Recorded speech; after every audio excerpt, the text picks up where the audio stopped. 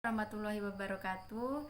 Perkenalkan, nama saya Umi Nur Sofia, mahasiswa Program Studi Pendidikan Kimia, Fakultas Keguruan dan Ilmu Pendidikan Universitas Lampung, dengan nomor pokok mahasiswa 1913023007. Di sini saya akan mempresentasikan pembahasan terkait materi fraksi minyak bumi dan mutu bensin untuk pemenuhan tugas mata kuliah kimia sekolah kelas 11. Adapun KD dan indikatornya sebagai berikut.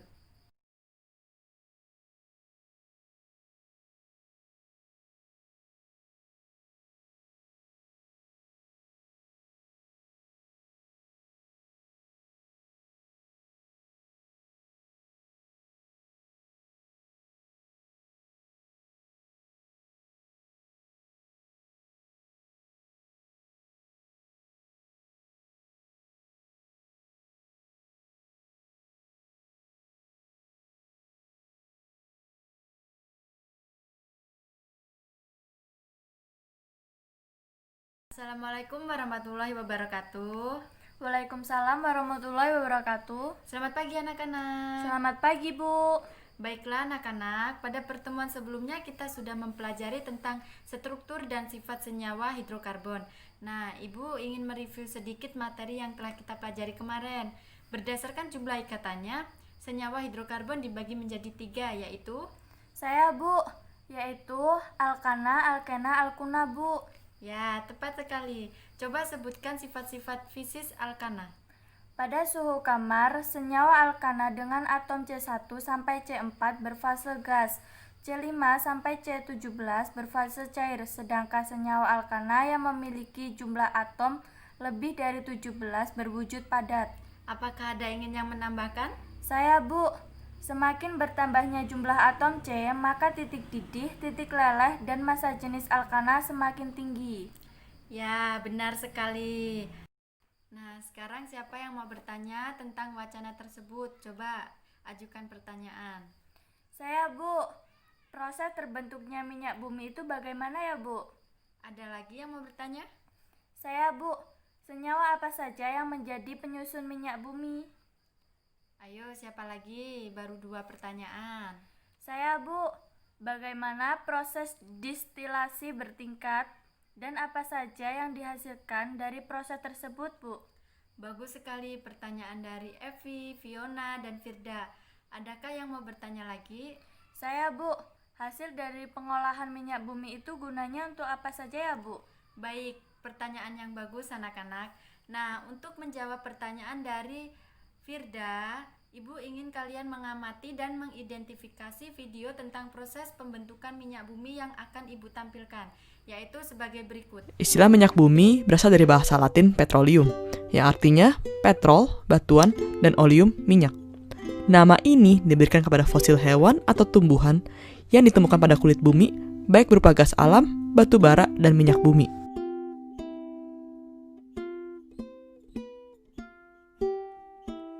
Minyak bumi terbentuk dari fosil-fosil hewan dan tumbuhan yang sudah tertimbun berjuta-juta tahun. Saat hewan atau tumbuhan mati, fosil mereka ini tertimbun oleh pasir dan lumpur pada dasar laut.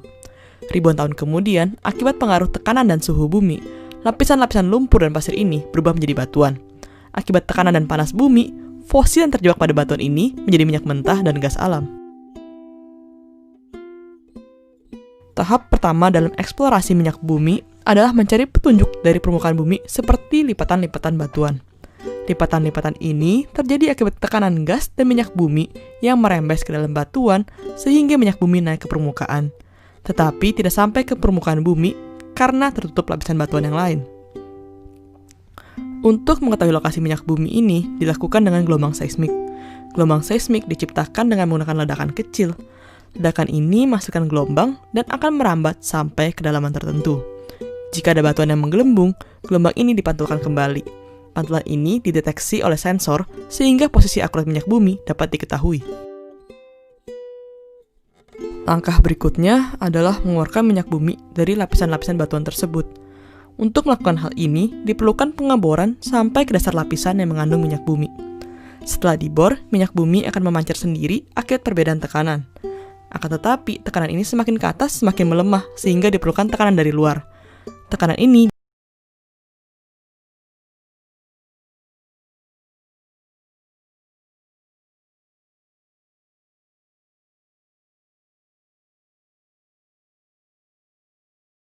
Nah, dari video yang telah ditampilkan, adakah yang mau menjelaskan bagaimana proses pembentukan minyak bumi? Saya, Bu. Ya, silakan Evi. Coba jelaskan bagaimana proses pembentukan minyak bumi berdasarkan video tadi, agar teman-teman yang lain juga tahu. Baik, Bu. Berdasarkan video tadi, minyak bumi itu berasal dari fosil dan bahan organik yang tersimpan di dasar laut selama beberapa juta tahun yang lalu. Kemudian mendapatkan tekanan panas bumi sehingga terbentuklah minyak bumi. Terima kasih atas jawabannya, Evi. Sedikit tambahan dari Ibu. Nah, jadi yang telah disampaikan oleh Evi mengenai terjadi minyak bumi tadi disebut teori duplex. Nah, teori ini menyatakan bahwa minyak bumi terbentuk dari jasad renik yang berasal dari hewan atau tumbuhan yang telah mati atau biasa kita sebut sebagai fosil. Jasad renik ini kemudian mengendap di dasar laut dan akibat pengaruh waktu yang mencapai ribuan bahkan jutaan tahun secara tekanan oleh lapisan di atasnya, jasad renik berubah menjadi bintik-bintik dan gelembung gas. Nah, dari jawaban Evi dan informasi yang telah ditambahkan tadi, adakah yang mau menyimpulkan bagaimana proses pembentukan minyak bumi? Saya, Bu. Ya, silakan Evi. Jadi, minyak bumi terbentuk dari jasad renik yang berasal dari hewan atau tumbuhan yang telah mati.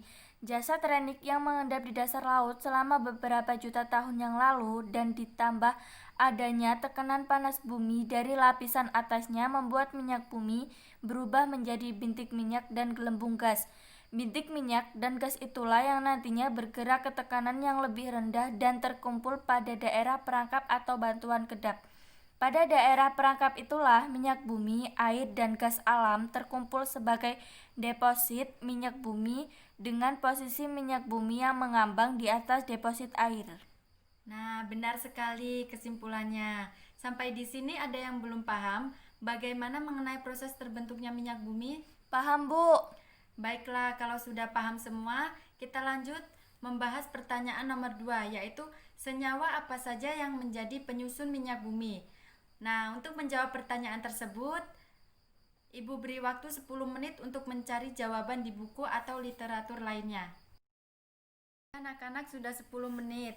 Adakah yang mau menyebutkan apa saja yang menjadi komponen penyusun minyak bumi? Saya, Bu. Ya, Fiona, coba sebutkan informasi apa yang telah kamu dapat mengenai senyawa yang menjadi komponen penyusun minyak bumi. Berdasarkan buku yang telah saya baca, minyak bumi itu tersusun dari senyawa hidrokarbon, senyawa belerang, senyawa nitrogen, senyawa oksigen, dan organologam, Bu. Jawaban yang benar. Adakah yang ingin menambahkan atau memiliki jawaban yang berbeda? Sama, Bu. Baiklah, yang dikatakan oleh teman kalian tadi itu sudah bagus. Sedikit tambahan dari saya, minyak bumi tersusun dari campuran berbagai senyawa, dengan penyusun utamanya adalah hidrokarbon, terutama alkana, sikloalkana, dan senyawa aromatis. Untuk lebih jelasnya, kalian bisa melihat tabel komposisi minyak bumi yang Ibu tampilkan sebagai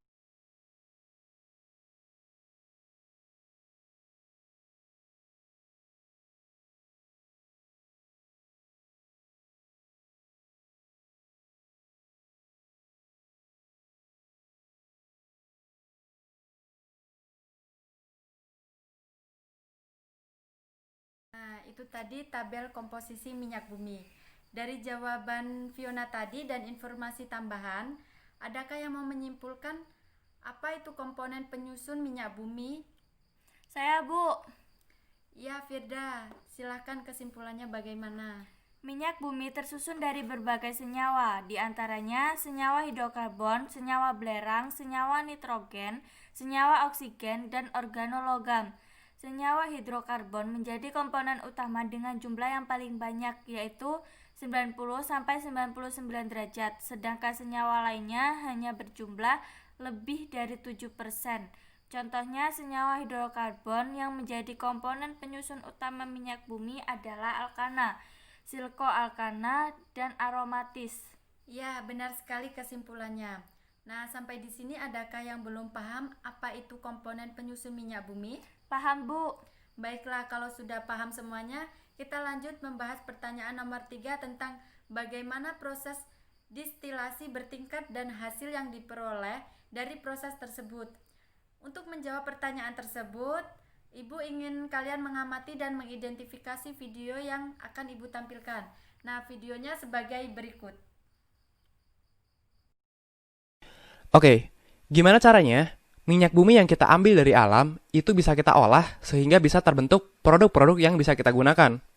Jadi, minyak bumi yang belum kita olah atau biasa disebut sebagai minyak mentah, kita tahu isinya adalah senyawa-senyawa hidrokarbon yang masih campur-campur ini.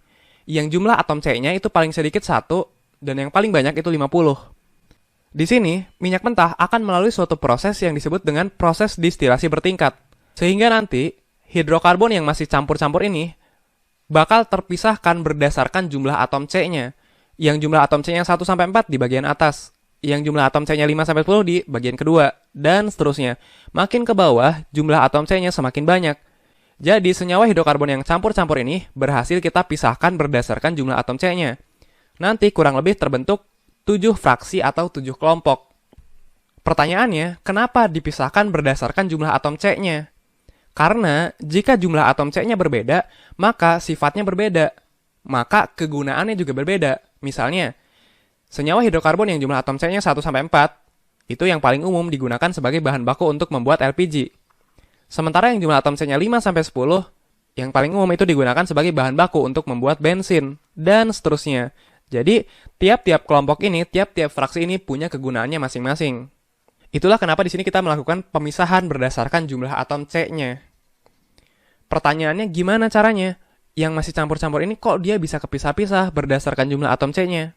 Nah, itu bisa dilihat di video materi lengkap tentang Nah, dari video yang telah ditampilkan tadi, adakah yang mau menjelaskan bagaimana sih proses distilasi bertingkat itu dan untuk apa sih pemisahan fraksi-fraksi minyak bumi? Saya, Bu.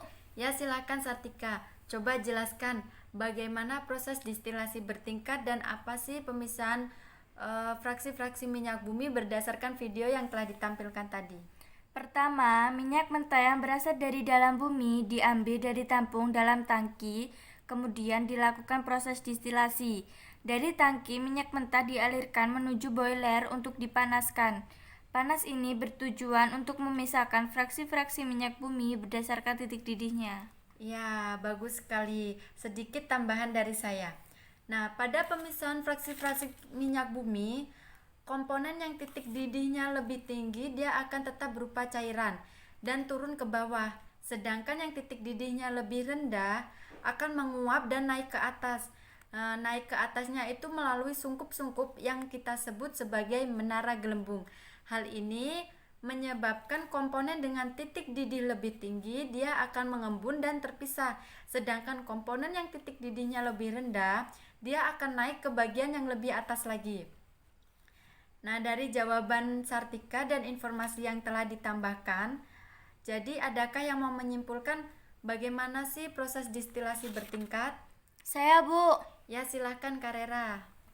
Jadi, proses distilasi dimulai dengan pengambilan minyak bumi dari dalam bumi dan disimpan di dalam tangki. Kemudian, minyak tersebut dialirkan ke dalam boiler untuk dipanaskan. Hal itu bertujuan untuk memisahkan fraksi-fraksi minyak bumi sesuai dengan titik didihnya. Komponen yang titik didihnya lebih tinggi akan tetap berupa cairan dan turun ke bawah. Sedangkan yang titik didihnya lebih rendah akan menguap dan naik ke bagian atas melalui sungkup-sungkup yang disebut menara gelembung. Ya, benar sekali kesimpulannya. Sampai sini, adakah yang belum paham bagaimana sih proses distilasi bertingkat? Paham, Bu? Oke, di dalam video tadi juga disebutkan hasil dari proses distilasi bertingkat yang berupa fraksi-fraksi minyak bumi. Nah, adakah yang bisa menyebutkan apa saja fraksi-fraksi tersebut? Saya, Bu. Baik, Dwi, silakan sebutkan apa saja fraksi-fraksi minyak bumi. Dari yang paling atas yaitu fraksi pertama berupa gas, fraksi kedua berupa nafta, fraksi ketiga berupa bensin, fraksi keempat berupa minyak tanah, fraksi kelima berupa solar atau minyak diesel, fraksi keenam berupa pelumas atau oli. Fraksi ketujuh berupa ilin atau parafin dan kedelapan adalah aspal. Ya, benar sekali Dwi. Nah, sampai di sini adakah yang belum paham mengenai proses dan hasil pemisahan fraksi-fraksi minyak bumi dengan destilasi bertingkat? Saya paham, Bu. Baik, kalau sudah paham semuanya, kita lanjut pembahasan pertanyaan terakhir, yaitu kegunaan dari hasil pengolahan minyak bumi. Nah, untuk menjawab pertanyaan tersebut, saya beri waktu 10 menit untuk mencari jawabannya di buku atau di literatur lainnya. Iya, anak-anak, sudah 10 menit waktunya. Adakah yang mau menyebutkan apa saja kegunaan dari hasil minyak bumi itu? Saya, Bu. Ya, Kevin, coba sebutkan informasi apa yang telah kamu dapat mengenai kegunaan hasil pengelolaan minyak bumi.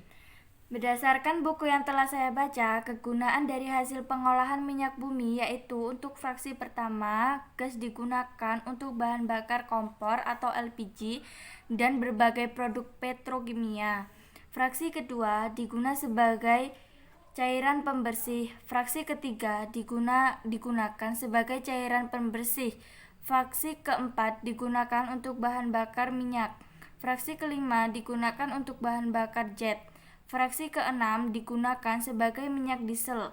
Fraksi ketujuh digunakan sebagai pelumas. Dan terakhir, fraksi kedelapan digunakan sebagai bahan pembuatan lilin atau parafin atau melapisi jalan raya atau aspal.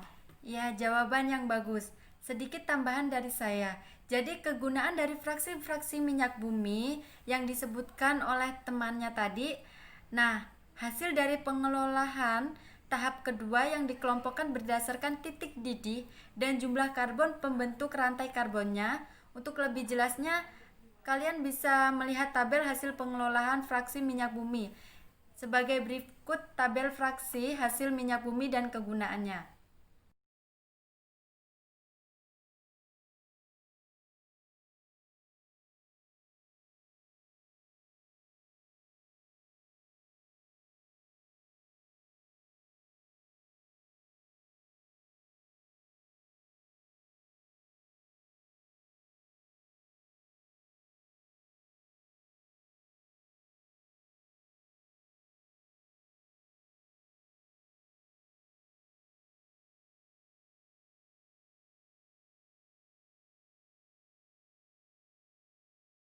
Nah, pada tabel yang telah ditampilkan tadi itu terdapat titik didih, jumlah atom karbon dan kegunaannya. Sampai di sini ada yang belum paham apa sih kegunaan dari hasil pengolahan minyak bumi? Paham, Bu. Nah, pada materi kedua kita akan membahas tentang mutu bensin. Untuk membahas pembahasan tentang mutu bensin ini akan saya tampilkan tabel yaitu sebagai berikut.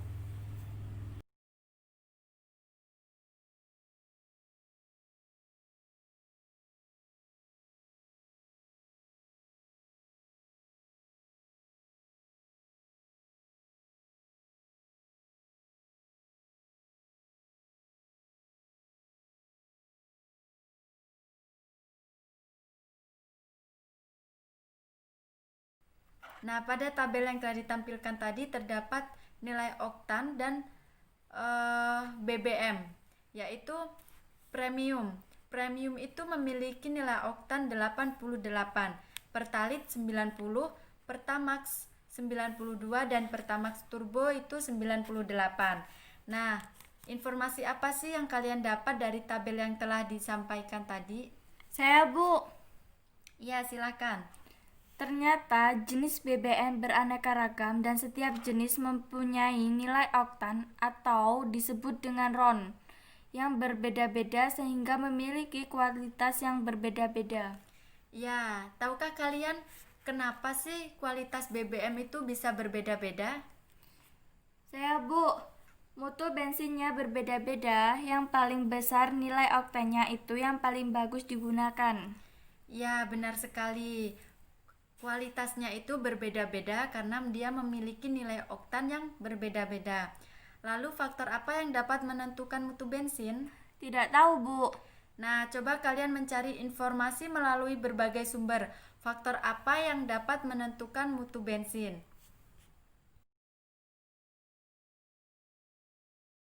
Nah, setelah mencari informasi, ada yang tahu apa sih faktor yang menentukan mutu bensin? Saya, Bu. Mutu bensin berbeda-beda ditentukan oleh efektivitas pembakaran bensin di dalam mesin. Bensin yang baik tidak menimbulkan knocking atau ketukan pada mesin.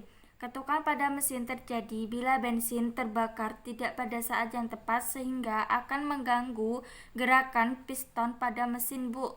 Ya, benar sekali. Lalu bagaimana kita tahu efektivitas pembakarannya? Tidak tahu, Bu. Untuk itu, bacalah wacana yang akan Ibu tampilkan di sini.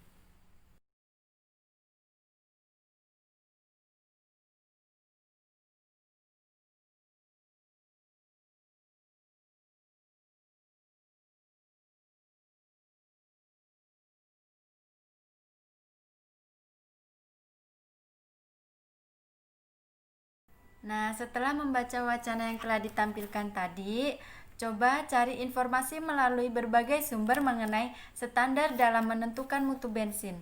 Saya, Bu. Dari hasil penelitian dibuatlah bensin standar, yaitu bensin yang dibuat dari N-heptana dan isoktana 2,2,4 trimetil pentana. Angka yang digunakan untuk menunjukkan mutu bensin ialah angka oktan atau bilangan oktana. Semakin besar angka oktan, mutu bensinnya semakin baik. Bensin standar yang mengandung 100% isoktana diberi angka oktan 100, sedangkan yang mengandung 100% N-heptana diberi angka oktan 0. Ya, bagus sekali jawabannya. Lalu, berapa angka oktan dari bensin yang mengandung 60% isoktana dan 40% N-heptana? 60, Bu. Ya, benar. Lalu, berapa persen isoktana dan N-heptana dari alkohol yang mempunyai angka oktan 112? Tidak tahu, Bu. Jadi, alkohol yang mempunyai angka oktan 112 bukan berarti bahwa alkohol tersebut mengandung isoktana 112%. Tetapi, alkohol tersebut mempunyai efisiensi pembakaran 12% di atas bensin standar yang berkadar isoktana 100%. Nah, kalian sudah mempelajari tentang angka oktan dari yang tabel saya tampilkan sebagai berikut.